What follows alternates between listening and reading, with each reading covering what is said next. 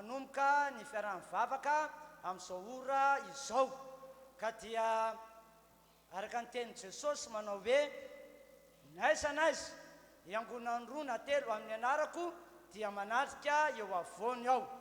Mino isika fa eto Jesosy, mino isika fa manatrika eto izy, sady zany ve misy fanatrehan'Andriamanitra amin'ny fotoana eto. Amen. Hatramin'ny maraina hatramin'izao ora izao dia manatrika eto ny Tompo. Koa andeha isika rehetra hivavaka hametraka ny fotoana rehetra eo am-pelatanan'Andriamanitra. Koa raha sitrakareo dia andeha hiara hitsangana isika rehetra eo am-pitsanganana isika no efinahitra ny Tompo dia eo am-pitsanganana isika no hiaraka hivavaka an'ity fotoana an'ity.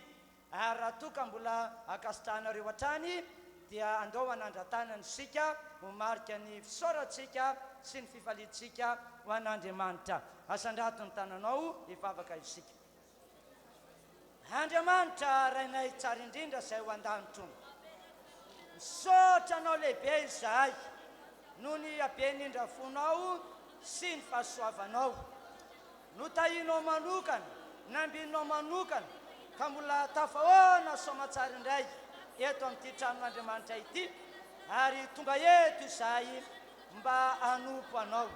Ko ankehitriny Andriamanitra ray eo, mihaino ny vavaka atao eto ianao, raiso ny fiterana izay atao eto, ary aoka ny voninahitra no ameno ty toerana ity. Ary matoky ihany koa izahay fa hiteny aminay rehetra tonga eto ianao anio, ary na inona ataonay eto voninahitry ny anaranao dia raiso ren'i Jesosy io ho fahakalazana ny anaranao masina.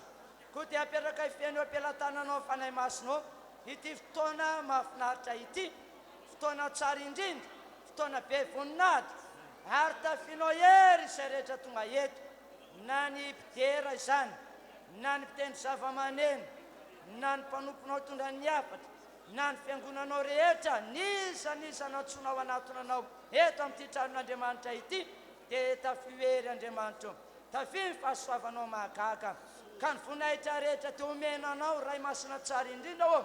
Fa na inona herin'ny fahavalo, na inona herin'ny demonia, ravaravana amin'ny anaran'i Jesosy, tsy aminna, tsy manan-kery amin'ny anaran'i Jesosy Kristy. Tononona ny fahasoavan'Andriamanitra ho an'ny fiangonana rehetra tonga eto, voninahitra rehetra dia ho an'Andriamanitra rery ihany amin'ny anaran'i Jesosy. Amen. Eny ary dia afaka mahazo toerantsika n'izao fotoana izao fa dia tonga ny fotoana dia horaisitsika am-pifaliana ny mpanompon'Andriamanitra, ireo ekipa mpitarika fiderana ihany koa anatin'izany hitondratsika ao anatin'ny fanatrehan'Andriamanitra amin'ny fiderana eto amin'ity tranon'Andriamanitra ity.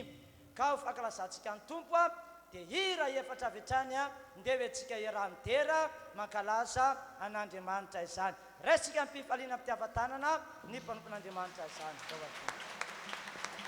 Alleluia.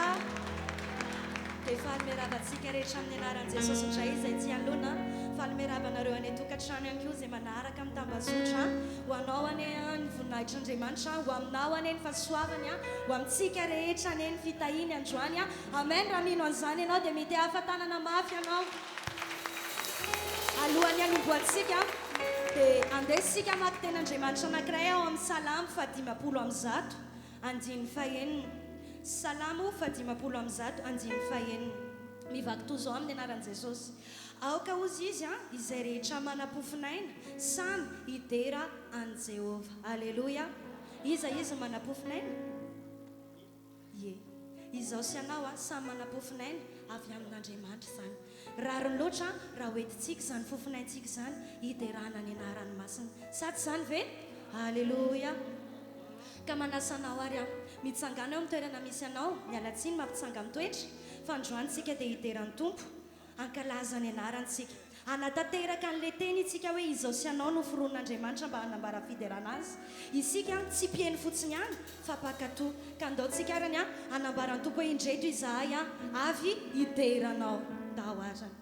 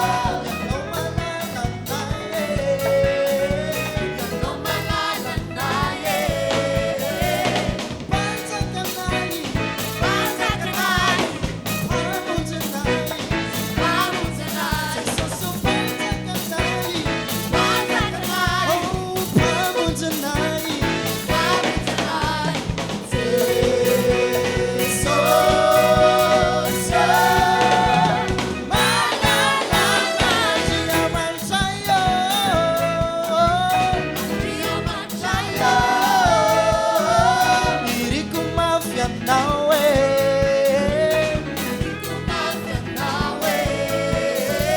andia mantraio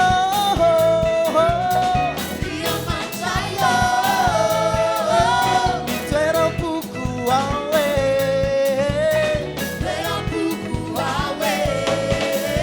andia mantraio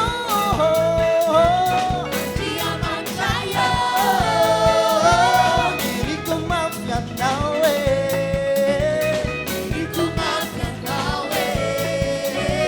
andia mantraio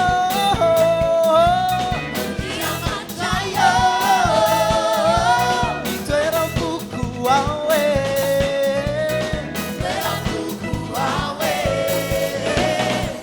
Pansakanai, oh Pamujanai, Pansakanai, oh Pamujanai,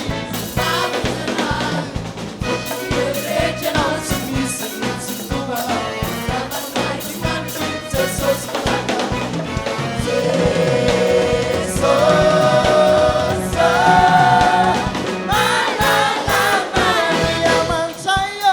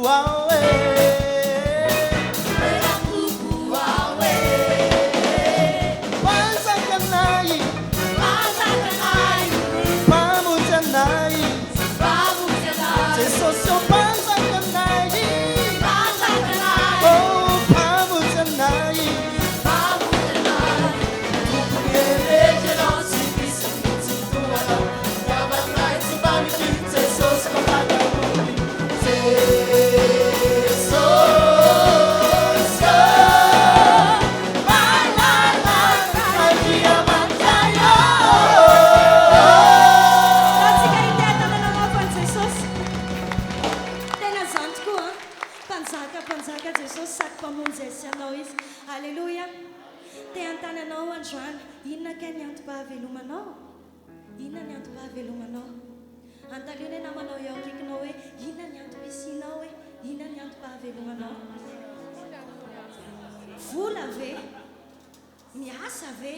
Karakara tokantrano ve? Za akory tsy miteny hoe ratsy zany, mety zany. Fa androany kosa aoka le fototry zany rehetrarehetra zany no antony havelomanao. Tsy izy zany fa Jesosy. Izy le efa nafony ainy ho aisoanao. Andaontsika anao tahaka ny Paoly hoe Kristy ny antony havelomana. Amen. Androany io vatanao rehetrarehetra io atoloro an' Jesosy hoe Tompo, enao ny antom-pisiko. Raha mbola velona dia ho anao. Ny masoko no hipanjinako anao hoe ny sofiko no andrenesako ny feonao Jesosy. Ny vavako no anambarako fiderananao hoe tenenao zany Jesosy androany akipeo masinofinao dia aoka enao tsy sainsaina zavatra hafa ankoatra ny Vatikany fa aoka Jesosy ny mpanjinao androany ataovy any an' Jesosy ny fonao rehetra ataovy am' Jesosy ny sainao rehetra dia tadidio fa raha vela ianao dia mbola lohandriamanitra zany mbola loha Jesosy ka meteza ianao ho tsara fanoloran-tena ho aminy androany. Ndaontsika hiaraka hiteny hoe ny masoko Jesosy no hipanjinako anao. Ny masoko atolory amin'ny tompony masonao no hipanjinako Jesosy isaitsaina mijerevako antrona isazana. Aoka ny sofinao ho fitaovana andrenesanao ny feon'Andriamanitra.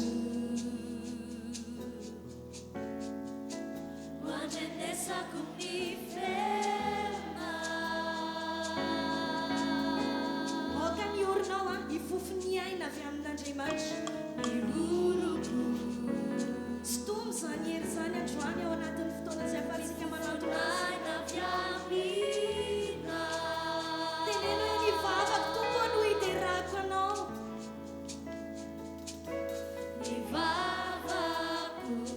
za mihitsy Jesosy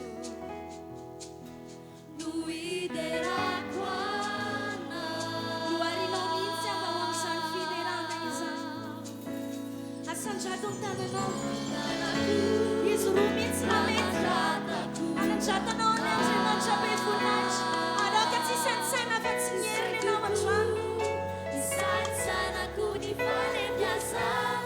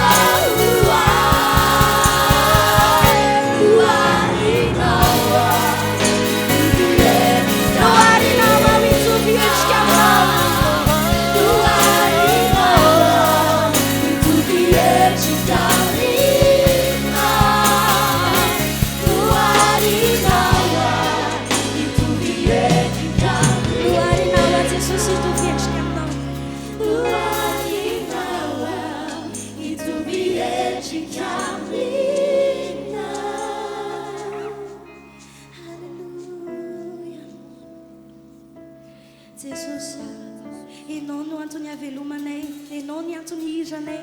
Anio zay dia ilaza aminao fa mino anao zay. Halleluja, halleluja. Halleluja. Ilaw anao a Jesosy. Halleluja. Jesosy io mino anao a. Jesosy mino anao.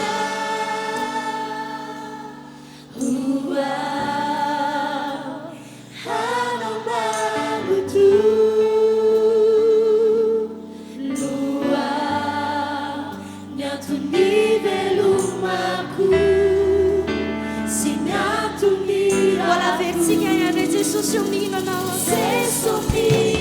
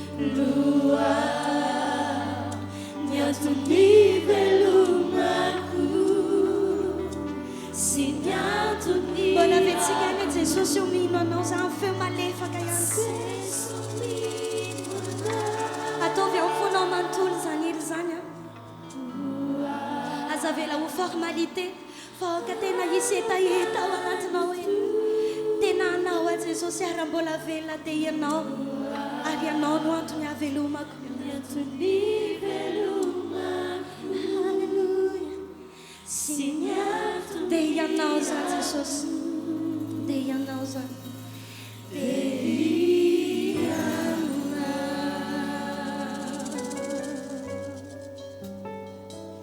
Halleluja anamafy fanolora tena tsikitsika ao anatin'izany ira manaraka zany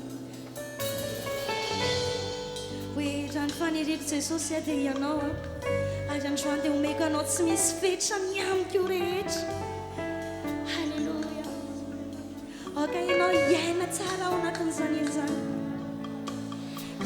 izao no faniriko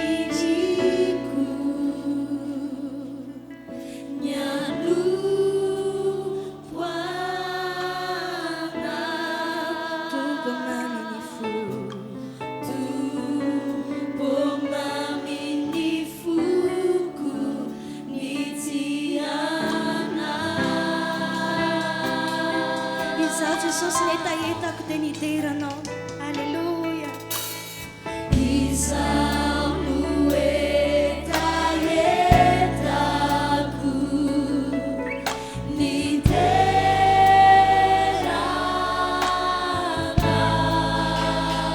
sy amandratravo sy mianaranao masandratravo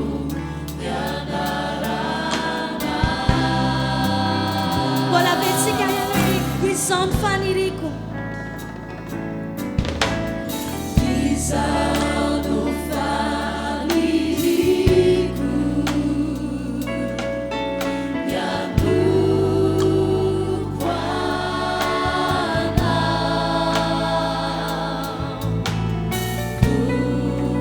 tomami ny foko ny tirana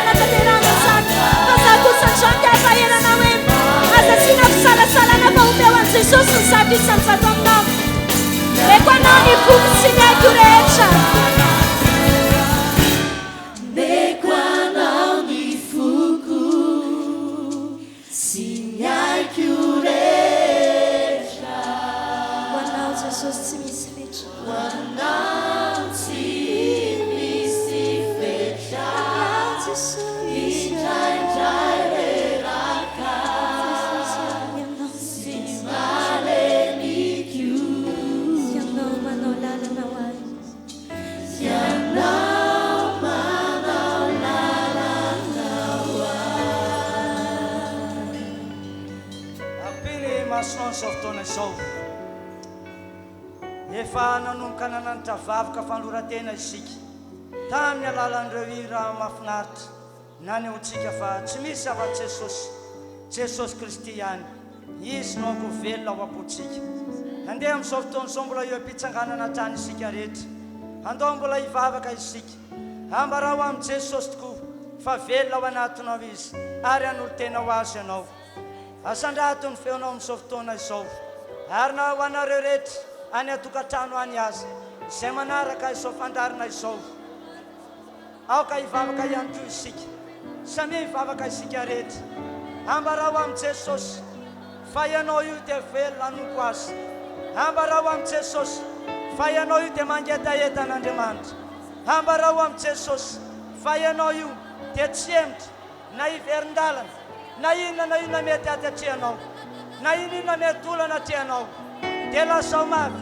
lasao amin'ny hetaheta fa vonona ianao hitsoratra amin'ny farany hanompo amin'ny Jesosy vonona ianao hanolo-tena ho azy samy hivavaka isika ho antsika rehetra tonga eto ho anareo any atokantrano any samy hivavaka tena tiantsika loatra Andriamanitra raha io tena faly izahay noho ny amin'ny fitiavanao izay nasehoanao anay velona ato anatinay marina ianao ndreto izay fiangonanao Jesosy io mbola miteny ato anatrehanao mbola mananitra vavaka ato anatrehanao manolo-tena ho anao Jesosy io raisy ny etahetanay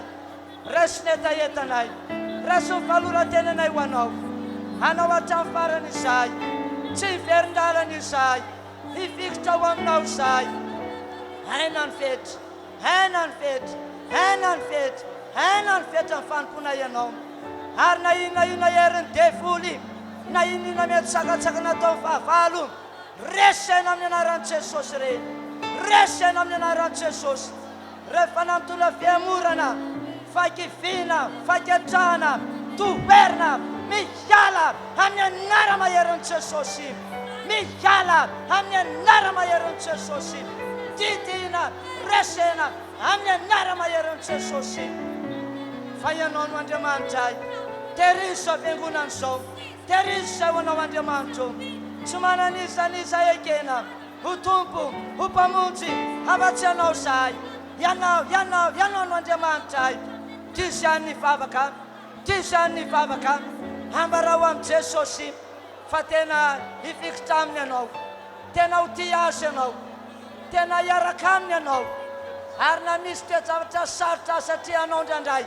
tsy ho kivy ianao tsy hiverin-dalana ianao hitsoro hatrany ianao manana finoana ianao tsy hanary ianao izany Andriamanitra velona ny etahetanao fa eo akaikinao mandrakariva izy hiara-dalana aminao izy fa izy nefa ny teny fa tsy afianao na andao anao mihitsy izy ty izany ny vavaka mbola manamafy hatrany ao ho anareo any atokantrano any ihany koa ty izany ny vavaka ambarao amin'ny Jesosy ny etahetanao indrindra raha toka misy zavatra mba atenainao inona ny tianao ataon'i Jesosy amin'ny fiainanao rehefa nanolo-tena ho azy ianao ambarao amin'ny etahetanao fa mpamonjy izy mpanasitrana izy mpamaolana izy tsy misy zava-mahagaga tsy hainy atao afaka anao zava-mahagaga eo amin'ny fiainanao izy ity ny andro akasitrahana ity ny ora ny fitahiana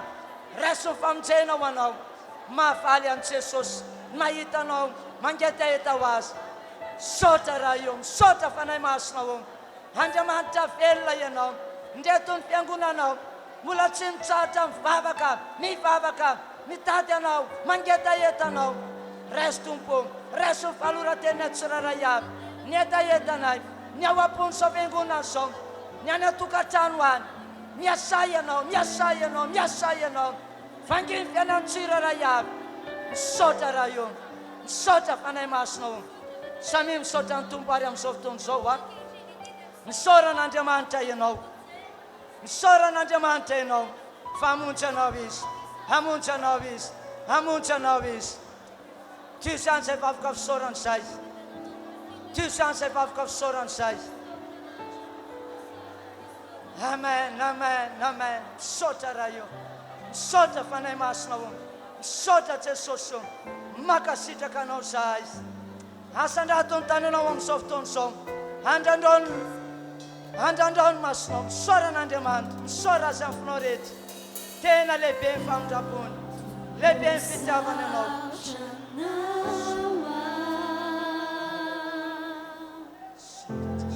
Ni façoavana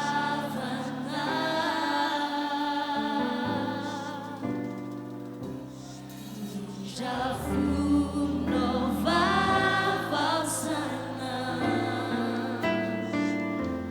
sarampiana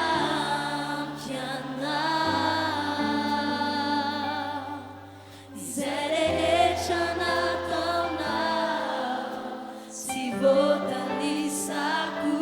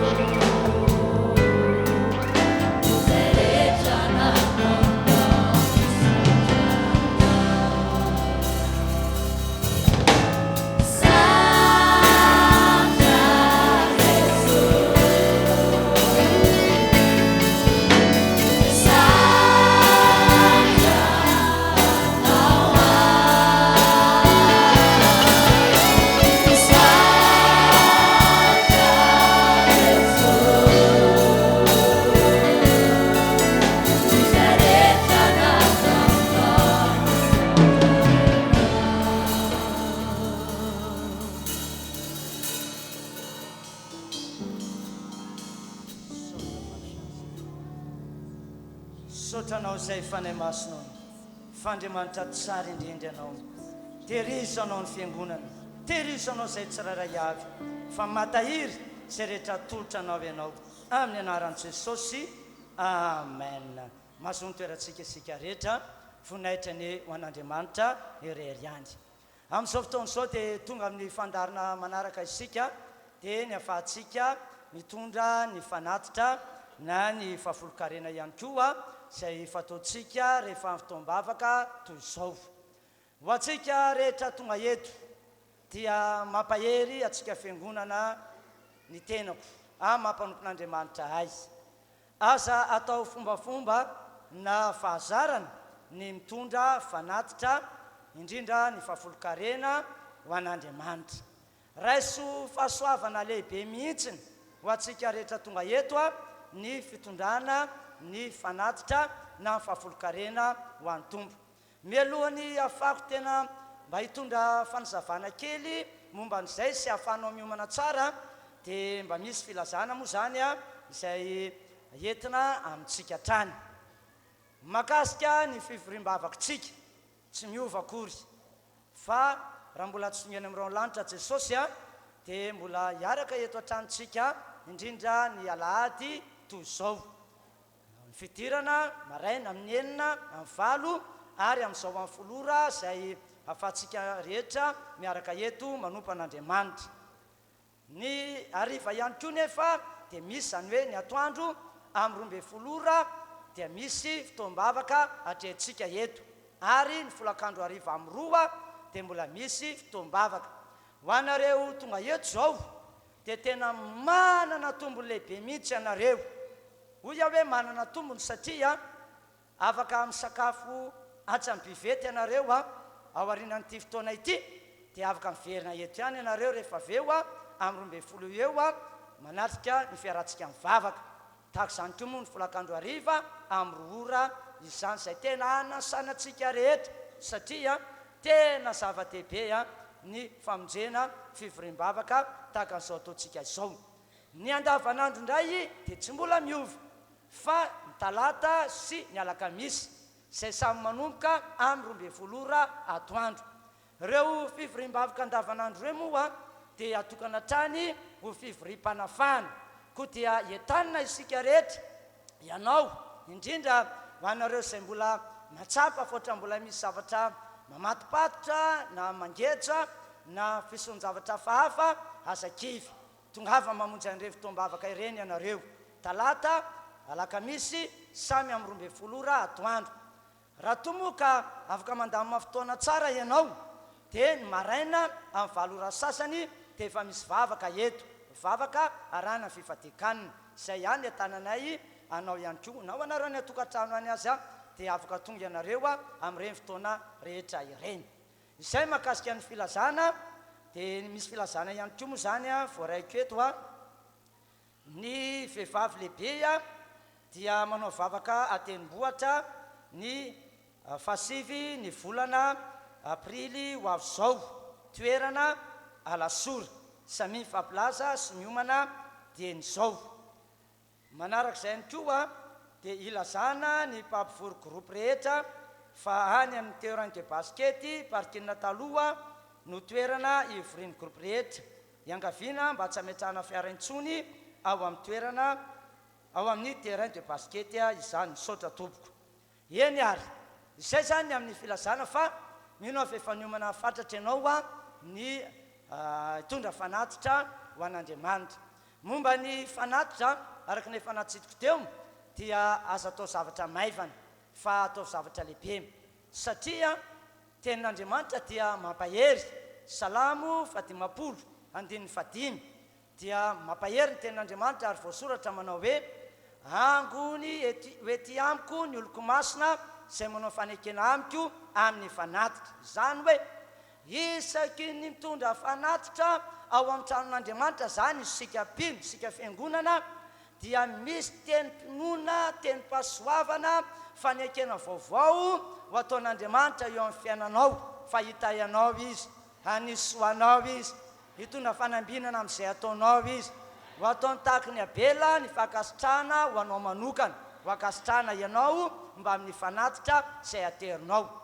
Toy izany ihany koa ny fahafolo-karena saingy somary azavay kely hatramin'izay moa fahalalantsika azy dia hoe fanomezana tondrana fahafolo-karena ia tena fanomezana ihany tokoa satria tahaka ny hoe tondra fanomezana antsika nefa raha tena mamaky tsara ny baiboly isika araka ny voasoratra bokyny Malakia 3 manomboka amin'ny 10 ao dia manazava tsara ny tenin'Andriamanitra voasoratra manao hoe entonareo ny fahafolo-karena rehetra ho ao amin'ny trano firanketako mba asikanina ao an-trano ary izao toetra amin'izany aho ho Jehovah tompony maro fa ho voako ho anareo ny varavaran'ny lanitra andatsahako fitahiana mananambiampy ho anareo ary ho asiko teny mafy ny valala tsy hanimba ny vokatry ny tany intsony ary ianareo dia ho ataon'ny firenena rehetra hoe sambatra fa fiangonana voatay ianareo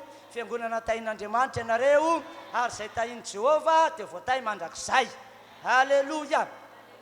Riavina tonga eto ny fahafolo-karena dia tsy atsika fa an'Andriamanitra fananan'andriamanitra tadidio zany tena tsy atsika mihitsy fahafolo-karena fa an'andriamanitra fa ny fitondrantsika fahafolo-karena dia midika fa averintsika zay an'andriamanitra zay azy averintsika isika zany dia tahaka nyty ohatra ity tahaka ny tokantrano anankiray zay ohatra hoe andeha ikapa hazo izy ohatra fa misy azo kapaina ao ambadiky ny trano izy nefa tsy manana antsy be na famaky na tsofa dia lasa izy mindrana antsy be na famaky na tsofa amin'ny olona eo akaikiny tsy midika akory fa iny antsy be zay ndraminy iny tsy midika hoe azy iny mety roandro iny ao aminy ao mety herinandro mety ray volana azy fa tsy midika mihitsy hoe azy iny fa misy tompony iny ary raha toka tsy averiny any amin'ny tompony iny zavatra andraminy iny dia zay dia atsoina hoe zay voalazanao zay mihitsy dia hoy ny amarany tenin'andriamanitra amin'ny Malakia 3:7 any amin'ny 7 any hoe mandroba an'andriamanitra isika raha toka tsy mitondra fahafolo-karena ho an'ny tompo satria an'andriamanitra ny fahafolo-karena fa tsy atsika ka raha tsy averintsika aminy iny dia mpandroba an'andriamanitra isika tena tsy mety anefa zany satria vomaika mitondra ozona ratsy eo amin'ny fiainantsika no zany ny fahendrena dia zao omena an'andriamanitra ny fahafolo-karena halleloia fa arakaraky ny anomezantsika fahafolo-karena ho an'andriamanitra no hita in'andriamanitra atsika ho ampitomboin'andriamanitra miavosa tsy akojanona ny fitahiny eo amin'ny fiainantsika ho ampitomboin'andriamanitra trany ny arena eo am-pilatanantsika ho ny voasoratra manao hoe ho ataony tahaka ny fatra tsara sy ady ahitsana no afatatra ka ho ataony eo ampifonareo tsy amenina ve zany amenna ary marin'andriamanitra ka hoy amintsika tonga eto hoe aza matahotra tena aza matahotra fa raha izay ny tenin'andriamanitra dia andao ho akatoavina andao hiainana fa izany tondra fahasoavina ho atsika ka anao fiderana mahafinaritra aza reto mpitarika fiderana reto dia ao anatin'izay tsika hitondra ny fahafolo-karena ety aloha sy ny fanatitra fa milohan'izany ataovy any an-tananao ny fanatitra sy ny fahafolo-karena dia andao fa tsofina rano sika rehetra ho tain'i Jesosy andriamanitra ray eo tsofina rano ty fiangonana ity fiangonana manan-karena amin'ny zavatra rehetra anana miampy lavitry ny fahanitrana tahina sy ambinina amin'ny zavatra rehetra amin'ny anaran'i Jesosy Kristy amin'izao fitondrana fanatitra izao dia fiangonana miavaka fiangonana tahina saotra ray eo amen mandroso arintsika tompoka izay mitondra fahafolo-karena izany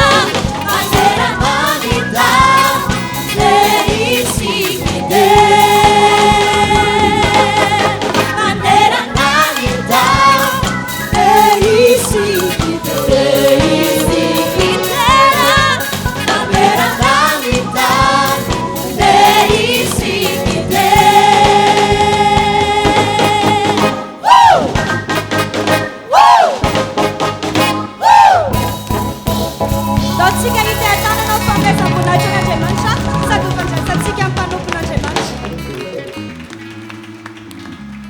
Azajana ihany tehaka ho mandrapatonga mpanompon'Andriamanitra ety anoloana.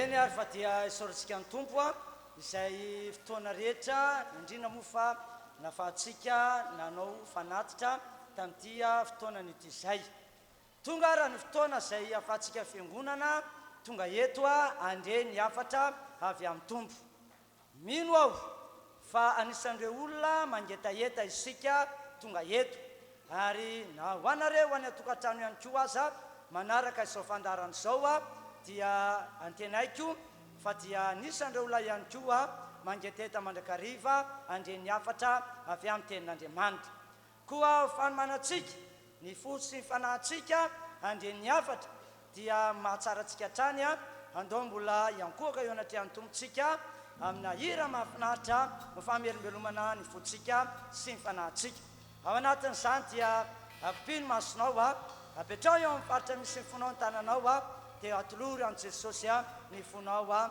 mba ho tanolonaka andray ny afatra amin'ity fotoana anio a ity taontsika amin'ny fanahy vavaka izany hira izany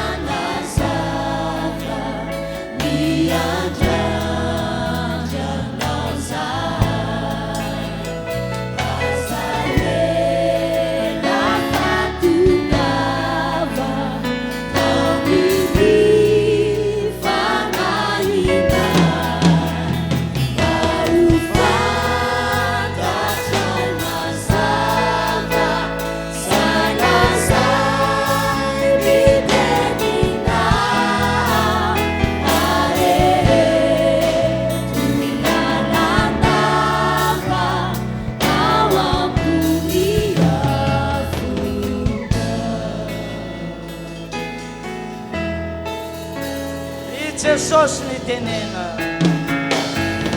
Jesosy ny tenena araka ny fombana aminay izay manantena mandreny feona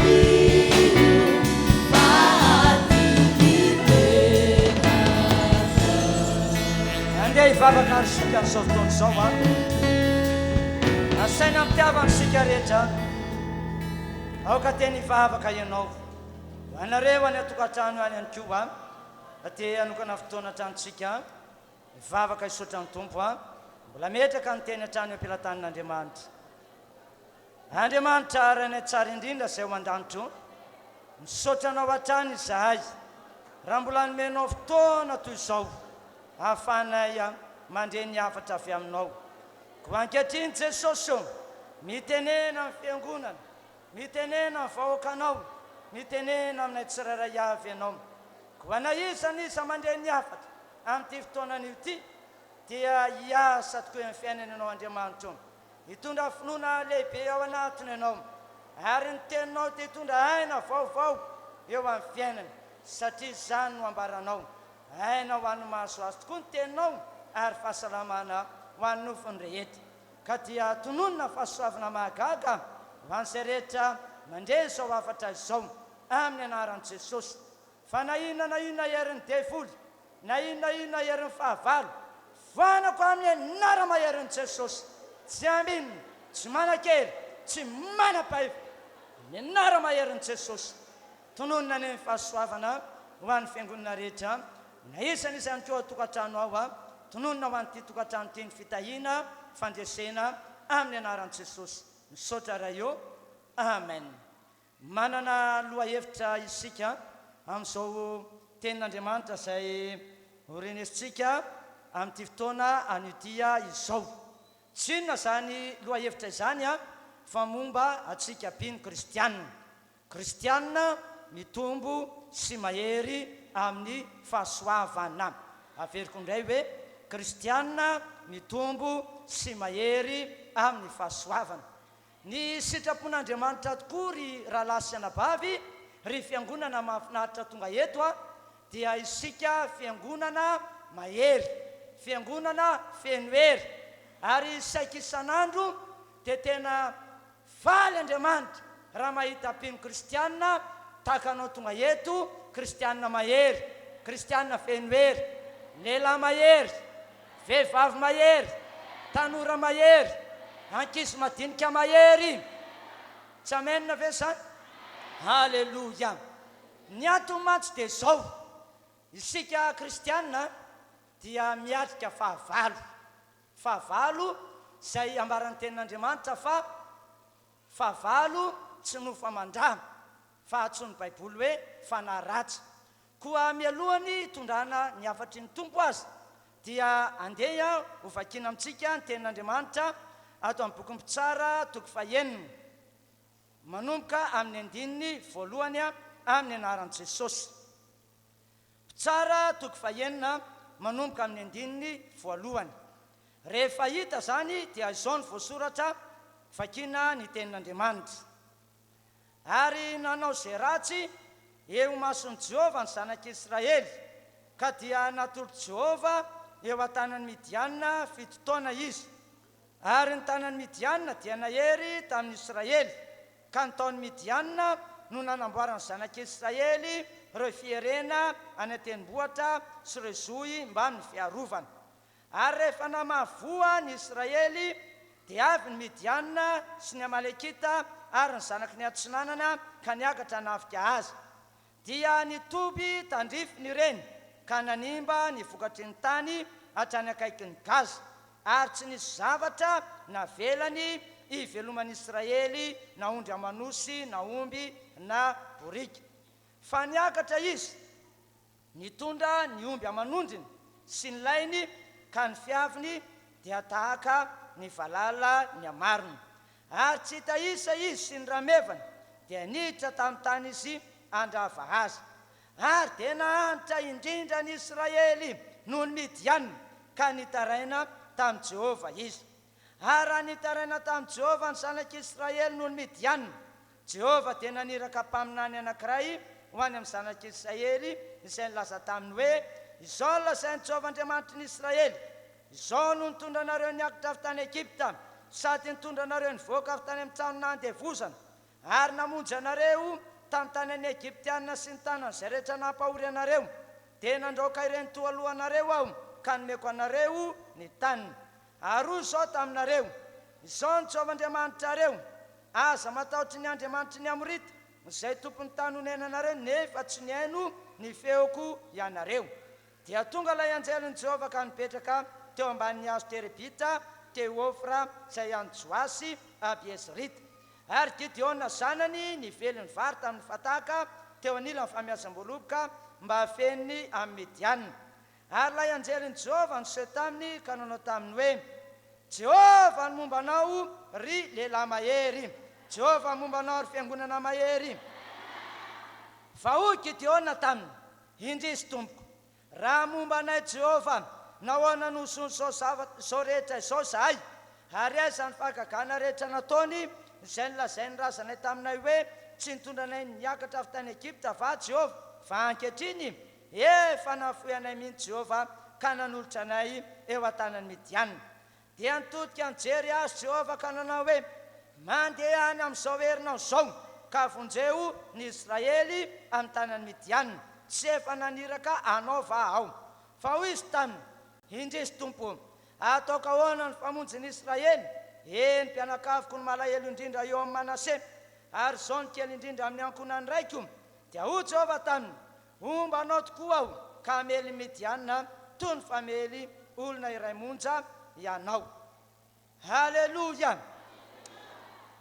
Raha sy anabavy izay tonga eto tamin'izany fotoana izany dia ambarany ten'Andriamanitra fa tena mafy ny zavatra nampitondray ny fahavalony Israely ny vahoakany Israely tamin'izany fotoana izany tena mafy satria tantarainy Baiboly ohatra araka ny vakiako taminao teo fa tsy navelan'ireo fahavalony mihitsy mba hanampiadanana na mba hanapitsarana ny zanak'Israely ary dia tena nampahantrainy 100 isan-jato mihitsy tena nampahantrainy hoy ny voasoratra hoe tsy navelan'ny fahavalony isy miangana na dia ray aza ny zavatra teo am-pelantanan'ny Israely mba hivelomana dia hoy ny ambaran'ny Baiboly hoe nahantra indrindra ny zanak'Israely.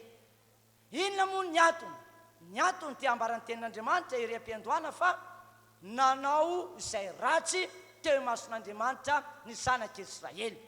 Izao anefany nisy lehilahy anankiray tao amin'ny zanak'Israely tao lehilahin'Andriamanitra tsy iza ny anaran'io lehilahy io fa Gideona.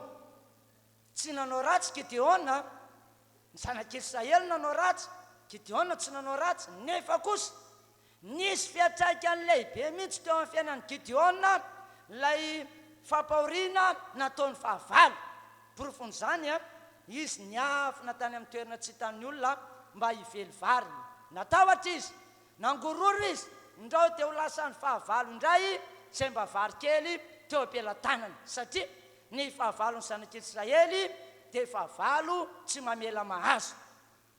Tamin'izay fotoana izay indrindra nefany dia tonga tao amin'io lehilahy io Andriamanitra, tonga tao amin'io lehilahy io ny tenin'Andriamanitra nampahery azy. Dia hoy ny voasoratra manao hoe Jehova ny momba anao ry lehilahy mahery. Saotra an'Andriamanitra faniraisinao izany teny izany. Fa Gideona ange tsy nandray an'izany teny izany tsy nandray an'izany teny izany Gideona fa nitahoan-tsain'ny Gideona sy tao am-pony navaliny an'Andriamanitra dia hoe raha lehilahy mahery aho sy izy nahoana n'izao zavatra mahanjo anay, nahoana n'izao zavatra misy manan-kery ny fahavalo nataony tsisy miangana teo amin'ny fiainanay, potika ny fiainanay, tena nahantra izahay. Aiza sao ireny fitsoana vavolombelona nataony razanay ireny ny amin'ny fahagagana izay ataon'Andriamanitra. Fa na izany aza nefany nampahery azy foan'Andriamanitra. Jehova momba anao lehilahy mahery, mandehana amin'izao herinao izao. Haleloya. Nampahafantarin'Andriamanitra tamin'ny Gideona hoe lehilahy mahery izy, misy hery ao aminy ary manana fahefana izy andrava ireo fahavalo ireo. Dia hoy ilay tenin'Andriamanitra tamin'ny Gideona hoe ho tahaka ny fahamelezana olona iray ny fahamelezanao ny Midianina. Mba eritrereto ny Midianitany ny fahavalony amanjatony tsy hoe 3 lahy na 5 lahy fa amanjatony. Nefa nanome teny an'io lehilahy io Andriamanitra fa tahaka ny fahamelezana olona iray ny fahamelezany ny fahavalony. Androany dia miteny aminao tonga eto ho anareo any atokantrano ihany koa, raha lalana iray nahafahany fahavalony hiditra teo amin'ny fiainanao amin'ny anaran'i Jesosy, nisokatra lalana ivoany, varavarana fito ny ivoany, tsy ajanona eo alohanao izy, tsy avita ninino eo alohanao izy. Ny antony dia voasoratra vai anao io dia manana hery, manana fahefana andravarava ny asan'ny devoly. Haleluya. Raha lasa nabavy tonga eto ny fahavalo izay atrehantsika nefany tsy tahakany tamin'ny andro ny Gideon fa valy Tamaso Midianity tsia fa raha ny baiboly araka ny voasoratra Efesiana 4:9 dia manazava tsara ny tenin'Andriamanitra fa ny fahavalon'ny kristianina, ny fahavalon'ny fiangonan'Andriamanitra tsy nofamandra fa fanaratsy devoly. Fa isika ho ny tenin'Andriamanitra tsy mitolona amin'ny nofamandra fa amin'ny fanaratsy. Amin'ny mpanjakan'izao famazinana izao dia ny fanaratsy eny amin'ny rivotra. Zany hoe ny fahavalo atrehantsika kristianina dia fanaratsy devoly izay eny tontolo eny izy. Fa ny olana dia izao, eo aloha ilay tsy tanymaso any ka ilay nofamandra, ilay zavatra eo am-pelatanantsika, reny ny tolomantsika fatratra. Zao mantsy eno tsara, io devoly fahavalontsika olombelona io, indrindra fa ny fiangonana io, dia isan'andro izy dia mitadirika foana anao izay anam-pitena ny fiainanao, anao izay andravana ny fiainatsika isan'andro. Amin'ny manofamandrantsika isika afaka mba makamakaina, miala sasatra, mety reraka nofontsika dia matoritsika makaintsika. Fa ny devoly tsy manana fotoana kanaina zany mihitsy, ary tsy makaina zany mihitsy izy, fa manao izay azony atao izy isan'andro, isan'ora, isa-minitra, isa-tsekonda. Ny ao am-pony sy ny ao an-tsainy dia hoe ahoana no ataoko andravako ny fiainan-dranina, ahoana no ataoko anam-pitena ny fiainan-dranina. Ka ny olana dia izao, noho tsy fahafantarantsika izany fomba fiasan'ny devoly zany mihitsy, dia any ka lasa diso fikendritsika. Dia lasa ilay mpivady ao an-tokantrano no mifamony, lasa ilay mpivady ao an-tokantrano no atao hoe miady fandririm-bolo, na ihany koa manao zavatra tsy ampeverina indraindray. Lasa miady amin'olona tsy avaratra ny sasany, ary tsy vitsy fa misy mpino tahaka an'izany. Fa za mampahery anao tonga eto, fantatrao ny fahavalonao ary manana fahefana sery anao andrava ny asany. Sady zany ve ny ato mantsy dia izao, io hery sy fahefana io raha lasana bavy, hery sy fahefana ety mandresy ny fahavalo, dia ambaran'ny tenin'Andriamanitra mazava fa efa nomenanao amin'ny mazanak'Andriamanitra anao. Tovy amenina zany. Filazantsarany Luka 10:7-20. Zao no ambaran'ny tenin'Andriamanitra amin'ny anaran'i Jesosy eno tsara. Filazantsarany Luka 10:7-20 arak'izay efa voasoratra eo amin'ny ekrantsika ihany koa. Amin'ny anaran'i Jesosy, indro efa nomeko fahefana nitsaka menarana sy maina sy andresiny rehetra ananany fahavalo ianareo, ka tsy isy ampaninona anareo akory. Raha lasana bavy, mazava be mihitsy io teny izay nataon'i Jesosy io. Ho Jesosy hoe, indro efa nomeko fahefana, nomeko hery anitsaka menarana ny mainoka andresiny rehetra ananany fahavalo ianareo, ka tsy isy ampaninona anareo akory. Ianao izay mijery io zany, ianao izay tonga eto zany, hoanao izay ny atokantrano ihany koa, dia vaovao mafaly lehibe no ambarako atsika rehetra fa olona manana fahefana ianao, olona manana hery ianao. Inona io fahefana io? Fahefana andravana ny herin'ny demonia. Zany hoe na inona herin'ny fahavalo, na inona endrika isehony, mety herina famisaviany zany, mety miseho amin'ny alalan'ny aretiny zany, mety miseho amin'ny alalan'ny tsifisina zany, mety miseho amin'ny alalan'ny fahasarotany zany, amin'ireo karazana sakana blocage any amin'ny fidiram-bola, any amin'ny asa fivelomana, eo amin'ny fiainana isan'andro. Vaovao mafaly lehibe no ambarako atsika fiangonana fa ny fahefana entina andresena zany herin'ny demony zany dia ao aminao, ao aminao, ao aminao. Raha mafalinao za mety afatana mafan'Andriamanitra. Halleluja.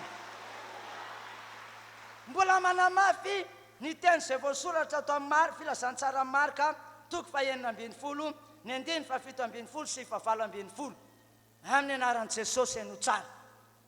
ary zao famantarany saona anaraka zay mino iza reny mino tonga eto hoe iza reny resy lahatra fa efa tena mino pino tena zany mihitsy ve zao zany ny fahefana meny tompo anao dikany hoe famantarana dia fahefana tovy ameniny zany amoka demony amin'ny anarako izy hiteny amin'ny teny izay tsy mbola hainy izy handray menarana izy ary na dia misotro zava-mahafaty aza izy dia tsapaninina azy izany ametra tanina marary izy dia ho sitrana ireny hitanao lay fahefana mihitsy entina andravana ny herin'ny devoly anam-tena ny herin'ny devoly dia mbarany baiboly a fanomenanao ao anatinao raha resy lahatra an'izany ianao a dia afaka ao aminatinao mihitsy zany halleloja ary mbola mampahery ity teny izay voasoratra any any epistily voalohany soatany jaona toko 7:9 tapany faharoa ity zao ny voasoratra amin'ny anaran'i Jesosy izao no isehony zanak'Andriamanitra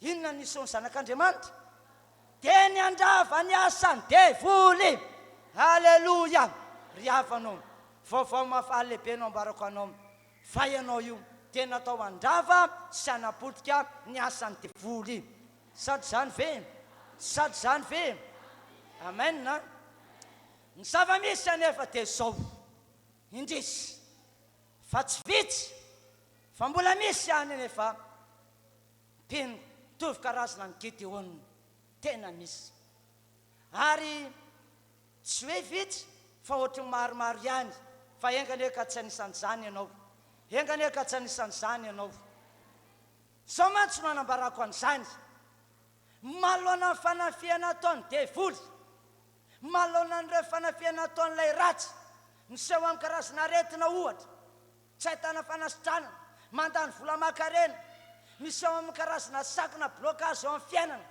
ohatran'izay ataonao dia ohatran'ny misy sakan'izany ohatran'ny efa mba mipetrapetraka ihany ny paikady rehetra entina mba hivoahana amin'ilay zavatra atao nefa fa hitanao dia ohatran'ny tena misy zavatra hafahafa satria izay le hoe mamely ny devoly e miasa ny devoly e ary manao izay azo atao mihitsy izy andro farany zao tezitra izy fa angamo mahafaly azy mahita ny tokantranonao milamina io angamo mahafaly azy mahita an'ireo vola miditra amin'ny tokantranonareo mahitanao tahiny mahitanao ambinina satria manompo an'Andriamanitra ianao fa mitady herika foana izy ahoana nataoko anakanana ny fitahiana ho an'ity olona ity ahoana nataoko mba hatonga ny vola am-pelantanany miaritra ahoana nataoko mahatonga azy tena lana hony aretina tsy ahitana fanasitranana ahoana nataoko mba hatonga azy tototo mitady asa izy fa ataoko tsy mahita asa izy mandra-pahatonga ny any amin'ny 50 taonany dia natsony ny asa atao rehefa feny 50 taona efa reraka fa amin'ilay taona mbola mampatanjaka ataony tsy mahita asa mihitsy ataony vezivezy dia indraindray tsy tonga sainy tsika hoe devoly manafika fa na raha tsy manafika any ka vady tokantrano ny zanaka na tsy fantatro hoe manodidina reno hiadiavana fa tsy mitolona no famandratsika fa alefana ratsy mampahery efa nomenanao ny fahefana sady zany ve kanefa ho iaho tsy vitsy fa misy any reo olona tahaka ny Gideon reraka izy eo anatrehany miady kivy tanteraka ny sasany aza moa dia tena lasa sanatriny zany tena ohatrany hoe miteniteny foana hoe za tsy hivavaka intsony raha zao no mahazao za tsy hivavaka intsony efa nahitana olona tahaka izany e fa ny mampahery a ianao tonga eto mandre zany teny zany a tsy maintsy mahery ianao miala eto tsy maintsy mahery ianao miala eto ary ianao dia manana Yesu fahefana andrava ny asany devoly sady zany ve ny atony matso dia zao ny atony mahatonga an'izy ireny kivy reraka tahaka ny Gideon dia satria tsy fantany tsy azo ny atsaina mihitsy tena tsy fantany fa olona manana hery sy fahefana andrava ny asany devoly izy mieritreritra izy hoe zany hery sy fahefana entina anam-pitena ny devoly zany sy ny asa ratsiny dia natao an'ny olona voatokana marina tokoa tena ekeko fa tahaka fisianay mpanompon'Andriamanitra ohatra fisian'ireo ekipa mpanao délivrance ohatra tena hoe zay mihitsy hoe mpandroaka devoly mpanapotika asan'ny devoly fa izao no ambarako anao hoe ianao tonga eto io ianao mihitsy ny mena fahefana ianao mihitsy ilay mena hery andravarava ny asan'ny devoly izao nisy ao zanak'Andriamanitra teny andrava ny asan'ny devoly halleloia ny tsy fahafantaranao izany mantsy a dia mety ampiraviravin-tanana anao sy atonga anao a ho kivy ihany manoloana ny ady sy ny fanafiana ataon'ilay ratsy ry afana tonga eto fantaro ary manomboka androany fa olona manana fahefana manana hery entinandravana ny asan'ny devoly ianao ka na inona mety hery ny fahavalo na inona mety asan'ny devoly angamba mety tena fampitolona amin'ny aretiny ianao ohatra na tsy haiko hoe misy fianakavianao tena maratsy fantatra ry havanao efa nomena asa anao izany fahefana izany mandeha raha vao ny asan'ny devoly raha vao ny hery ny aretina fa efa nomenanao ny hery sy ny fahefana halleloia halleloia marina fa afaka tonga ianao afaka manatona anay ianao anao mila vavaka ohatra tsy maninona izany afaka tonga ianao ka miantso a telefona ianao afaka manatona ianao mety izany fa ny amparesako anao a asatiny vola manana hery sy fahefana ianao andrava ny asan'ny devoly sady izany ve raha lasy anapavy izay tonga eto fantaro a fa efa menanao ny fahefana mbola mampahery be ty teny atao amin'ny bokon'ny Jeremia ty Jeremia toko voalohany dia zao no ambaran'ny tenin'Andriamanitra amin'ny anaran'i Jesosy manomboka amin'ny andininy fahefatra tonga tamiko ny teny Jehova nanao hoe atry ny fony ianao tsy mbola noforoniko tany Ekipy nefa fantatro ary atry ny fony ianao tsy mbola terika nefa anao masiniko sy nitendreko mpaminana amin'ny firenena amin'ny andininy fahenina ary kosa aho indrisy Jehova tompo indro tsy mahay mandahateny ao fa mbola zaza fa ho Jehova tamiko aza manao hoe mbola zaza aho fa andeha amin'izay rehetra andrako anao ianao ary izay rehetra andidiko anao no ambarako anao andininy fahavalo aza matahotra azy ianao fa momba anao hamonjy anao aho ho Jehova tena ninjotra ny tanan'i Jehova ka nanendry ny vavaka ary ho Jehova tamiko indro efa nataoko ambavanao ny teniko ary indro manendry anao zao andro an'izy zao anam-pahefana amin'ny firenena sy ny fanjakana anongotra sy anjera sy andrava sy androtana ary anorona sy amboly halleloia inona moa ilay fanjakana resan'i Jesosy eto tsy inona fa ny fanjakan'ny aizina ianao izay mandreha io efa nomenanao ny fahefana andrava androtana anjera ny fanjakan'ny aizina ny herin'ny devoly ny herin'ny fahavalo tsy sampaninona anareo akory izany halleloia raha lasina bavy raha toka izany azo no ambaran'ny tompo aminao menanao ny fahefana tena efa noraisinao marina tokoa ve zao mantsy azavaiko ny hery sy fahefana dia atolotra averiko indray ny hery sy ny fahefana dia atolotra omena tahaka ny lay jeneraly malaza anankiray tamin'izany fotoana izany nanome fahefana manambonahitra anankiray kolonelina anankiray mba hitondra ny tany sy ny fanjakana dia ahoana ho ny tenin'ilay kolonelina tsy amboadidy aho mon général isika tonga eto ihany koa manana jeneraly malaza Jesosy Kristy no anarana Jesosy Kristy no anarana izy efa niteny ao amin'ny filazantsara Matio toko fahavalo amby roapolo andihy fahavalo ambin'ny folo manao hoe efa nomena ny fahefana rehetra ny an-danitra sy ety an-tany amen ary mampahery Luka toko fahavalo andihy fahasimy ambin'ny folo dia hoy ny voasoratra hoe indro fa omeko anareo koa izany fahefana izany tsy inona io fahefana io fa lay fahefana andrava ny herin'ny fahavalo andrava ny herin'ny maizina andrava ny herin'ny demonia ry havana tonga eto hoana azy no atonga anao a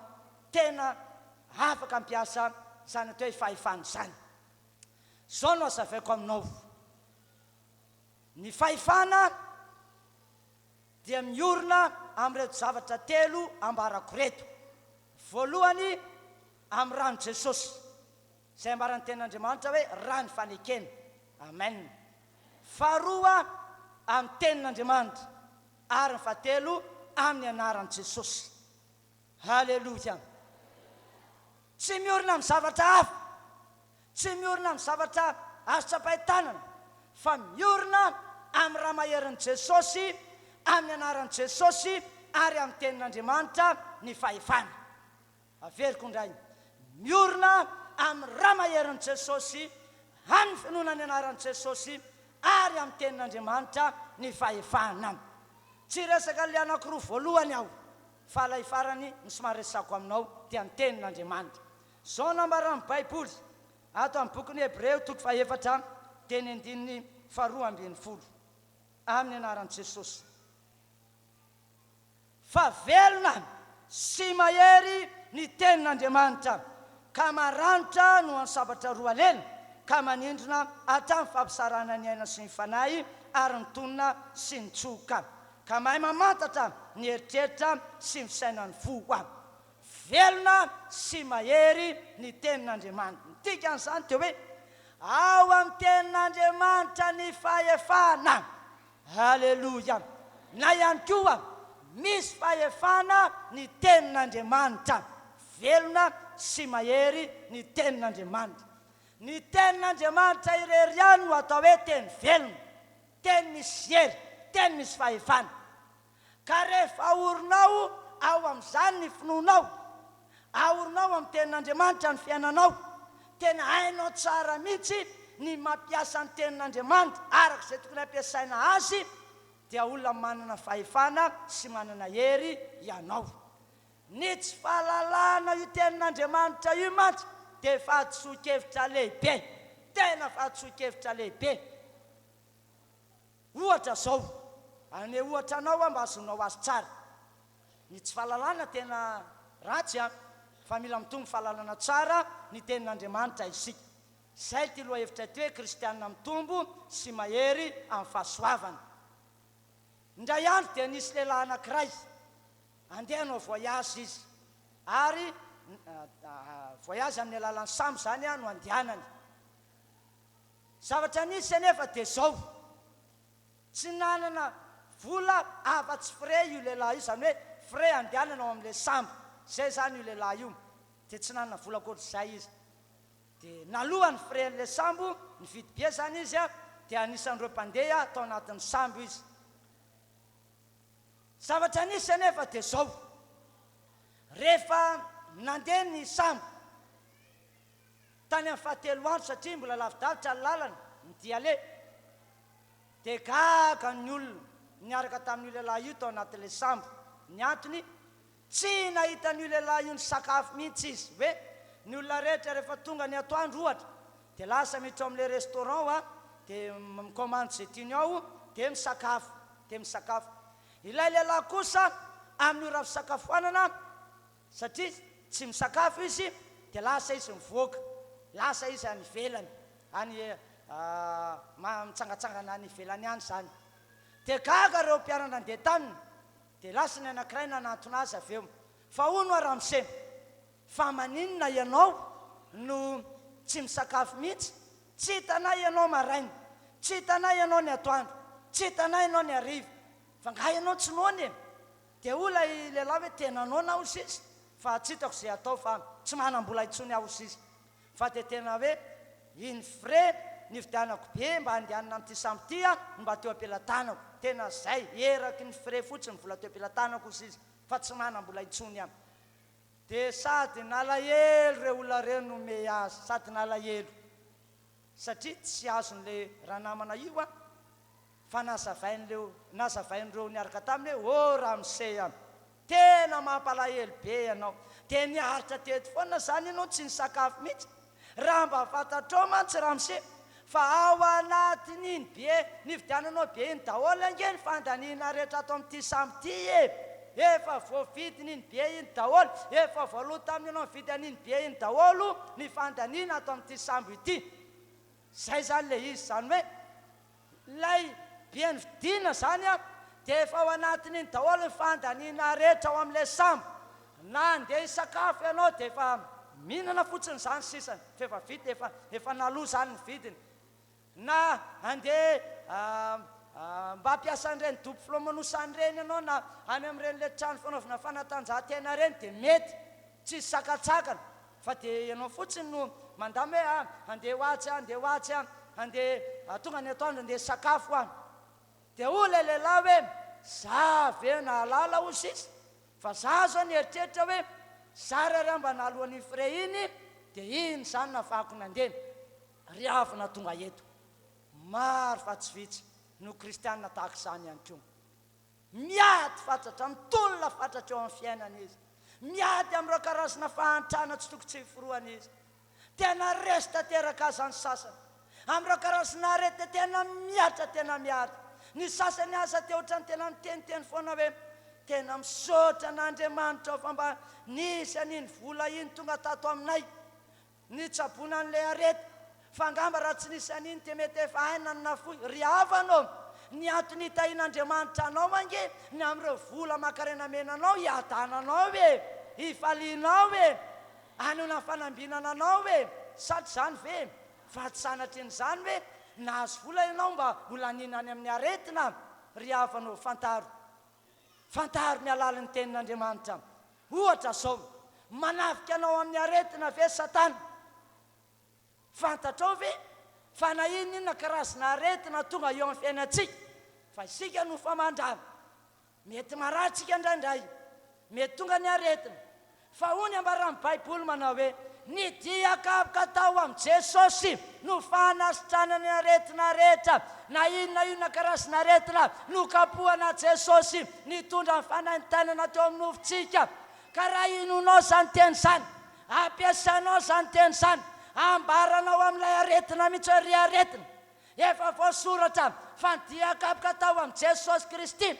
fanasitranana amin'ity aretiny ity milaza marina aminao aby fa eo ihany sitrana ianao satria misy hery ny tenin'Andriamanitra haleloja ohatra anankiray izany ohatra ihany koa manafika anao ve ny fahantrana manafika anao ve ny tsivosiny zay ataonao tena mandamoka ohatra tena reny vazanainao mihitsy hoe tena mahandry tena mafy tena mangidy tena tsy tafity ry avanao mba fantatrao moa fa ny olona manompo an'Andriamanitra nge ka efa notendrena sy novidiana mba ho tahiny jamenina ve zany ianao io efa notendrena sy novidiana mba ho tahina ianao tsy niteraka anao Jesosy Kristy tsy niteraka anao tonga zany ny Andriamanitra ka ho ampijaliana tsika sao ray aman-dreny mananjanaka fa moa ve mba ao anatin'ny saitsika ny eritreritra hoe ny antony hiterahako an'ireto zanak'ireto ho ampijaliana ho andevozina ka tsy omenao hoaniny ireo tsy omenao sakafo ireo sanatria izany ho Jesosy hoe ianareo ray nateratsy azy mahalala anome zavatsoa ny zanakareo tsy maika ve ny rainareo zay any an-danitra anome zavatsoa amin'ny fiainanao anome fitahinao amin'ny fiainanao mitsodrano anao aby ho tondran'Andriamanitra fitaina trany amin'ny fiainanao satria izany tenin'Andriamanitra haleloja raha lasana bavy any fa rehefa tsy fantatritsika ny tenin'Andriamanitra dia miady amin'ny tsifosinitsika miady amin'ny fahantrana isika fa voasoratra hoe Korintiana 2:7 ako fantatrareo mazava tsara ny fahasoavana ao amin'ny Jesosy Kristy Tompo fa na dia nanan-karena aza izy dia tsy maintsy nampahantraina tsy maintsy tena nampahantraina Jesosy izy no finoana teo amin'ny asa fijaliana ny antony dia tsotra mba ampahanan-karenanao izay zanak'Andriamanitra izay manompo an'Andriamanitra ny alahelony sy ny fahantrahany vaovao mahafaly lehibe no ambarako anao natao tahina soambinina ianao natao hanan-karena amin'ny zavatra rehetra ianao haleloja raha lasana bavy eo rehefa sanitsanao zany teny zany ivelomanao zany teny zany iainanao zany teny zany zany lasa marina aminao fa ho resy eo alohanao ny fahavalo ho resy ny fanahy fahantrana ho ringana ny fanahy tsivosiny jamenina ve zany maika moa fa mbola ampiarahano amin'ilay fahefana finoana ny anaran'i Jesosy milaza marina aminao fa tsisy devoly ajanona eo alohanao zany tsisy fanaratsy ajanona eo alohanao zany ka na mamely aza izy na misy ohatra vava aza ataony ny azo antoka atezao tsy maintsy mpandresy ianao tsy maintsy mpandresy ianao tsy maintsy tahina ianao tsy maintsy tavavoaka ianao halleloia ohatra zao ambarany tenin'andriamanitra ty tantara ity somary efa mamaraparina kely ny tenin'andriamanitra ao aoka ifantoka tsara isika filazantsara ny soatany Matio toko faefatra manomboka ny andininy fahatelo amin'ny anaran'i Jesosy eno tsara tena natona ny mpakafanaika tamin'ny hoe raha zanak'Andriamanitra ianao teneno tonga mofo ireto vato ireto fa izy kosa namalaka anao hoe voasoratra hoe tsy mofo ihany miveloman'ny olona fa ny teny rehetra izay alokan'ny vavan'Andriamanitra raha lasanabavy any vaovao mahafaly no ambarako anao ao amin'ny tenin'Andriamanitra ny fahefana tovy amenina zany jereo ange Jesosy rehefa tonga tety ambony tany Jesosy marina fa Andriamanitra izy ten'Andriamanitra Jesosy halleloia kanefa kosa ambaran'ny baiboly any amin'ny Filipianina toko faharoa fa tsy nataony ho zavatra ho fikirina mafy ny fitovina endrika amin'Andriamanitra fa nofoanany mihitsy ny teny nofoanany ny tenany amin'Andriamanitra azy fa nanety tena izy ho ny baiboly nanety tena ho tonga olombelona izy amen ka rehefa tonga olombelona izy dia mety nieritreritra angamba ny devoly hoe azo alay-panahy tahaka ny olombelona tsotra io lehilahy io dia nanatona azy ny devoly Jesosy raha teo tao anatin'ny vavoka Vatikanina nona izy azo antoka nona izy dia hitany devoly hoe mila sakafo zany ty lehilahy ty mila mofo dia lasa izy nanatona raha zanak'Andriamanitra ianao satria ny zanak'Andriamanitra nge manana hery halleloia raha zanak'Andriamanitra ianao teneno tonga mofo ireto vato reto dia hoy aminao hoe ahoana moa tsy aizan'i Jesosy anovany io mofo rano aza tonga novany tonga divay olona maty aza natsangany tamin'ny maty sa tsy marina zany mahagaga nge ny tombotsika mahery nge ny tombotsika sady zany ve fa izy tsy namaly inona zany tianao ry Satana ho atao mena kely sa atao mofo baolina sa atao mofo sakay sa zay navaly ahoana moa tsy aizana tonga ny mofona ary mety ataony tena gâteau tena mamy be mihitsy azy fa tsy zay ny teniny tsy zay mihitsy ny teniny fa sa ny teniny fa voasoratra hoe namoaka teny izy tenin'Andriamanitra ny meny fa voasoratra hoe tsy mofo ihany iveloman'ny olona fa ny teny rehetra aloka ny vavan'Andriamanitra halleloia mitondra aina ny tenin'Andriamanitra raha lasana baby ao amin'ny tenin'Andriamanitra ny fahefana raha namorona n'izao tontolo izao Andriamanitra Genesis toko voalohany sy faharoa motsy tamin'ny alalan'ny teniny va namoron'Andriamanitra n'izao tontolo izao sady zany ve satria ny teniny dia misy fahefana noho izany raha isika zanak'Andriamanitra tonga eto ianareo izay mandray amin'izao taona izao no resy lahatra fa ao amin'ny tenin'Andriamanitra misy fahefana mampaheranao aby fa rehefa manomboka saintsainao isan'andro ny tenin'Andriamanitra tena lehibe aminao fankatoavana tenin'Andriamanitra tena iainanao ny tenin'Andriamanitra dia olona manana fahefana andrava ny asan'ny devoly ianao halleloia akoatra ny tombo Jesosy tahaka ny Paoly ohatra ry Paoly ange ambarany tenin'Andriamanitra fa tanan'ny Paoly voasotra nanaovan'Andriamanitra fahagagana maro hoe ary na dia ny mosoara na ny fiarin'akanjony aza ataony amarary dia sitrany reny alefany any amin'ny olona demoniaka dia resiny devoly tsy hoe lay mosoara na lay lamba ny misy hery tsy zay le izy fa i Paoly dia lehilahy mpakatohan'Andriamanitra halleloia ry Filipo ohatra rehefa tonga tao Samaria any amin'ny bokiny Asina Apôstôly toko fahavalo any izy rery tsy hoe niaraka tamin'ny ekipa fa izy rery dia ambarany tenin'Andriamanitra fa fifaliana lehibe ny tao amin'ny tanàna Samaria satria resiny devoly rava ny herin'ny devoly azo antoka fa na ry Filipo na ry Petera na ry Paoly dia samy olona tena mpakatoa ny tenin'Andriamanitra vaovao mahafaly lehibe no ambarako anao raha isika fiangonana tonga eto ianareo mandehany tokantrano any raha manapa-kevitra isika tena kato tenin'Andriamanitra izy satsaina tenin'Andriamanitra ametraka ny tenin'Andriamanitra ho zava-dehibe sy lara-pahamena eo amin'ny fiainantsika dia ny azo antoka manana fahefana andresena ny herin'ny fahavalo isika. Halleloja. Nosany manapa-hevitra ako zava-dehibe aminao azy ny tenin'Andriamanitra manomboka anio. Asa atao hoe mandray fotsiny aho fa sady raiso iainana hivelomana ny tenin'Andriamanitra. Raha toka manavika anao ny devoly avy hatrany lazao amin'ny feo mahery ny tenin'Andriamanitra. Halleloja. Tena ambarao amin'ny feo avy lazao amin'ny teny mafy ny tenin'Andriamanitra. Sady zany ve satria ao amin'ny tenin'Andriamanitra no misy fahefana. Olona manana fahefana ianao asehoy fa olona manana fahefana ianao. Sady zany ve averiko indray iaino akatoavy ny tenin'Andriamanitra santsany tenin'Andriamanitra ary asehoy fa tena mino ianao fa ao amin'ny tenin'Andriamanitra ny fahefana.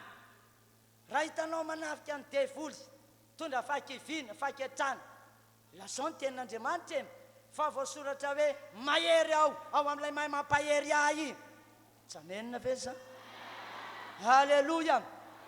Raha manafika anao anatin'ny eritreritra ho any fahavalo ampiverin-dalana anao ampiemitra anao dia lazao amin'ny fe mahery hoe fa tsy namany izay miemitra ho amin'ny fahaverezanao fa namany izay mino amin'ny famonjena amin'ny fanahy fa tsy miatsaina hoe dia ahoana koa izy ty. Halleloja. Tsy hoe ay tena atao hoany alao mba hipetrapetraka aloha hoe alao mba akaiky ry havanao ianao mila mandroso foana ianao mila mandroso foana ambarao amin'ny fe mahery ny fahefan'ny tenin'Andriamanitra. Ny devoly tena mahalala ary tena mahay manavaka hoe ty olona ity tena manana tenin'Andriamanitra ho aminy ary tsy hoe manana fotsiny hoe mahay fotsiny fa miaina makato. Tsaroako ohatra ny tantaran'ireo zanak'ampisorona tamin'ny andron'ny Paoly zanaka Skeva-mpisorona any amin'ny bokin'ny Asina Apôstôly toko 7:20 any izay tantara izay. Zany zanak'ampisorona zany mety tahaka ny olona rehetra ihany izy tonga mamontsy fotoam-bavaka ihany izy mandray anjara izay tokony atao ao foana izy ohatra dia mba lasa izy fitolary io satria fito miralahy izy. Lasa izy nanantona olona demoniaka anankiray dia lasa izy andeha andrava ilay fanjakan'ny devoly ao anatin'ilay olona. Dia ahoana olona hifanaratsy fantatro Paoly izay teneninareo izy ary fantatro koa ilay Jesosy izay tononareo fa nareo moa no izy. Fa nareo no izy le hoe izy ianareo tsy hoe le anaran'ilay olona tiany devoly ambara fa hoe manana fahefana nga ianareo. Aiza ny fahefanareo? Olona manam-pahefana nga ianareo. I Paoly manana fahefana, Jesosy manana fahefana ary naresy anay tena niororo mihitsy zay vao mandray ny anarany fotsiny fa ianareo mba izy. Fantatry ny devoly tsy manana fahefana reo olonareo nanan-keritany ny fahavalo. Tsy ho aminao anezany, tsy ho aminao anezany fa isika rehetra tonga eto ianareo mandray tokantrano any dia natao andrava sy androtana anjera ny herin'ny devoly anapotika ny herin'ny fahavalo koa raha lasana bavy eo raiso ary ny fahefana raiso ny andraikitra. Sady zany ve indro atolotra anao aza ny fahefana ao amin'ny tenin'Andriamanitra ny fahefana vonona ve ianao isantsaina tenin'Andriamanitra manomboka androany ho zava-dehibe aminao ve ny fankatoavana tenin'Andriamanitra tena ho lehibe aminao ve ny tenin'Andriamanitra raha manavika anao ny devoly anomboka anonona tenin'Andriamanitra amin'ny fe mahery ve ianao. Ohatra zao mety hoe marary ianao ohatra dia lasana makany amin'ny dokotera dia hoy ny dokotera hoe tena malahelo amin'ny laza aminao fa efa tena ao amin'ilay atao hoe phase finale ianao. Tsy haiko ohatra zany amin'ilay karazana aretina. Tsy vitsy ny olona mandeha amin'izany ange tonga dia kivy tanteraka tsisy ny azo atao intsony tsisy tena mbola misy ny azo atao tena mbola misy ny azo atao ary misaotra an'Andriamanitra hoe nandeha an'izany ianao satria tiany eo ny heriny aminao Andriamanitra fa ianao fotsiny mila mampiasa ilay fahefana. Vantany vao teneninao ny tenin'Andriamanitra ery devoly aby zany no ambarany dokotera fa za milaza marina aminao fa za dia zanak'Andriamanitra tsy natao hitoetra ato amiko zany, tsy natao hitoetra ato amiko zany. Efa nentin'i Jesosy zany aretiny zany, efa nentin'i Jesosy ny fanentenana, efa nentin'i Jesosy ny fahoriana, efa nentin'i Jesosy ny fijaliana. Mato ato amin'ny hazo fijaliana izy, miaritra vangilina ato amin'ny hazo fijaliana izy. Fa voasoratra hoe tonga voaosina Jesosy mba hanafaka anay amin'ny ozona natao afaka. Ka teneniko amin'ny fe mahery fahavalo fa za tena tao tahiny, ary zay tahin'Andriamanitra dia voatay mandrakizay, ary dia roaky anareo miala eo amin'ny fiainako amin'ny anaran'i Jesosy. Za milaza marina aminao fandositra ny fahavalo, ary tsy verinao intsony izy, matahotra izy, ho resy izy. Mino an'izany venao ka andao ary hivavaka isika. Andreo alohanao dia tikanao tena hivavaka amin'ny fonao. Mino fa namanganao Andriamanitra tamin'ity fotoana ity. Fafaha amin'ny fonao rehetra, misaorana Andriamanitra noho ny amin'ny fahatsarany sy fahasoavany, noho ny amin'ny fitahiny teo amin'ny fiainanao manokana. Misaora azy noho ny amin'ny famonjeny ny teny taminao Andriamanitra. Andreo alohanao, tsika natokantrano any, samy mivavaka isika. Andriamanitra rainay tsara indrindra sy ny an-danitro, misaotra anao lehibe ao no fahasoavanao, misaotra anao izay fiangonana, satria dia navahanao manokana izay tamin'ity fotoana ity. Nambaranao taminay fanay masonao ny amin'ny hery sy ny fahefana entina andresena ny fahavalo. Indro efa nomenao anay izany hery izany, efa nomenao anay ny fahefana, ary miorina ao amin'ny teninao izany fahefana izany. Resy lahatra amin'izany mihitsy izahay Jesosy io. Misaotra, misaotra, misaotra Tompo. Velona indray ny finoanay, velona fanantenanay. Terahina Jesosy amin'izao fotoana izao azy toeriny ny fahavalo. Jereo izay zavatra mety misy eo amin'ny fiainanao, manafika anao amin'ny tsivosina ve izy, manafika anao amin'ny aretina ve izy, manafika anao amin'ny iray fikorotanana hafahafa ve izy. Toery izy amin'izao fotoana izao. Manomboa manonona tenin'Andriamanitra ianao, manomboa manonona tenim-pahasoavana ianao, manomboa manonona tenin'Andriamanitra velona ianao. Ao amin'ny tenin'Andriamanitra ny hery sy ny fahefana, ao amin'ny tenin'Andriamanitra ny fahasoavana, ao amin'ny tenin'Andriamanitra ny fitahiana anao. Mampahery anao mba hivavaka. Favahy ianao. Misaotra Jesosy, misaotra Andriamanitra. Mino aho, resy lahatra aho. Fa Andriamanitra velona ianao, ary ny teninao dia misy fahefana, ny teninao dia hery sy fahefana. Terahina Jesosy, terahina Jesosy. Nomenao anay izany teny izany, hery sy fahefana, ety mandresy ny fahavalo. Satria tianao mihitsy izahay mba isehon'ny voninahitra. Ianao nefa ny teny manao hoe izao nisy ny zanak'Andriamanitra dia niandrava ny asany devoly. Amen, amen, amen. Toero amin'izay fahavalo, manomboka toero.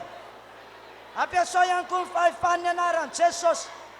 Mino ianao fa ao amin'ny anaran'i Jesosy ihany koa misy hery sy fahefana. Ampiasao izany. Amen. Saotra raha io, saotra fanay masonao. Tononona ny fandresena ho an'ny fiangonana, tononona ny fandresena ho an'ny fiangonana, tononona ny fandresena, tononona ny fandresena, tononona ny fandresena ho an'ny fiangonana. Apetrao amin'ny fonao izany taninao fa hivavaka isika, angina isika n'izao fotoana izao. Te hitsotranao anao manokanao, ary anonona tenim-pahasoavana ho anao sy ny tokantranonao. Amin'ny anara maherin'i Jesosy, na inona, herina fahavalo, herina devoly, na inona endrika isehony, na aretina, na famisaviana, na fahantrana, na fitsotonganana, na inona endrika isehony, anio amin'izao fotoana izao. Poteko amin'ny anara maherin'i Jesosy, izany heriny devoly izany, izany herina demônia izany, ry fahantrana mandidy anao any, mivoany, satria voasoratra fa reto olona reto dia natao taina sy hoambinina, natao anakarena, natao tafavoaka amin'ny fiainany. No izany ry fanamahanitra tsy mahazo mipetraka ho aminy ianao, ianao ilay mampababitsosa azy io, ianao ilay mampijaly azy io, ry aretina titiana voaka amin'ny anaran'i Jesosy. Miala tanteraka ianareo, tononoko ny fahasoavana, fitahiana mahagaga, na isa mandresy ao afatra izao ho amin'ny fandresena lehibe. voninahitra ny eo an'andriamanitra rery any amin'ny anara-maherin'i jesosy amen. dia samitahiny tompo a mirahasoa antsika rehetra tondra fanaovam-beloma ihany koa ny fiangonana antsika any Moramanga tainy jesosy ane sika rehetra mirahasoa antsika rehetra tompo a ho amin'ny fandraisana ny fiainanareo tainy jesosy tompo. Alleluia. dia isaorantsika an'andriamanitra izay fotoana nafahantsika nandreny teny izay saotra ny paster mami ihany koa nanaiko fitaovana nafahan'andriamanitra nampitatsika ny teny izay mitondra fahasoavana ho an'ny fanahintsika sady izany ve ka andeha aryntsika tsy ho sanatria akory hoe fidimbola ny tenin'andriamanitra fa hanatanteraka ny tenin'andriamanitra tsika izay voalaza ao amin'ny Galatiana toko 4:1-5 amin'izay milaza fa hoe mila manome zava-tsoa ampampianatra ny teny itsika ka raha tsy ny homanary ianao dia te hampahery anao androany arakaraka ny hamafazanao no hijinjainao betsaka ka manentana antsika hoe andaontsika amme ho an'ny mpanompon'andriamanitra ny havaneriana no ataontsika mandroso voalohany ao anatin'izany tsika dia ataontsika le hira hoe fahefany lanitra.